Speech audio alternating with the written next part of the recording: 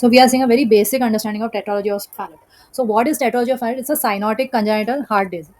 Now here there are four main features. Okay. Now it all starts with narrowed RVOT. So here there is the right ventricular outflow tract is narrow. So also pulmonary stenosis, pulmonic stenosis. Then we have, because this is narrow, that is why we have a right ventricular hypertrophy. Then we have a VSD.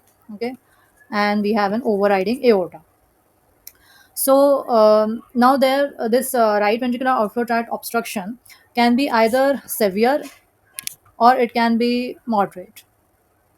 Now, if it's severe, then it presents immediately after birth. If it's moderate, then then it is generally having very less symptoms in infancy, and usually it presents as a TET spells in your childhood. So, what are these TET spells basically?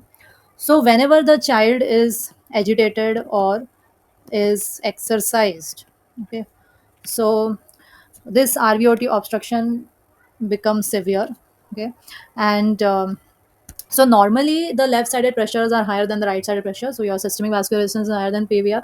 So that is why normally it is always the flow is left to right through this VSG. Okay, it's a left to right shunt. So this is acyanotic. Okay, now when this agitation or exercise happens, so at that time this RVOT obstruction becomes severe. So that is why now the right sided pressures will increase because the PVR will increase compared to SVR. So now the shunt will reverse and it will become a right to left shunt. Now this will lead to cyanosis. So now you will have the history like a patient was after exercise or after some agitation, patient became cyanosed. Now this cyanosis is a central cyanosis, so it is perioral cyanosis. Okay, so when there is a cyanosis, so usually what we do is we do squatting. Now what does squatting helps? This squatting, as soon as the patient squats, the cyanosis will decrease. So why this cyanosis decreases by squatting? So basically, why do we have cyanosis in the first place? Because of the right to left shunting. Now, why is the right to left shunting happening? Because the right sided pressures are higher than the left sided pressures. That is because the RVOT obstruction is severe. So now, what we have to do to reverse the shunt, to decrease cyanosis, we'll have to reverse the shunt. What to do to reverse the shunt? We have to relieve the RVOT obstruction. But so we have multiple things which we do to treat red spells, but mainly how does squatting help?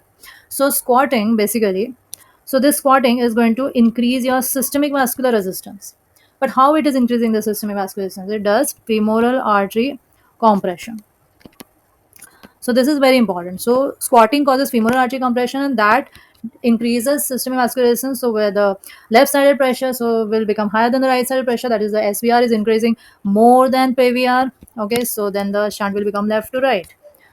Okay, there are other treatments also. What are those? When we give IV fluids. So IV fluids are going to increase the volume. So what will happen? It will increase the pulmonary flow.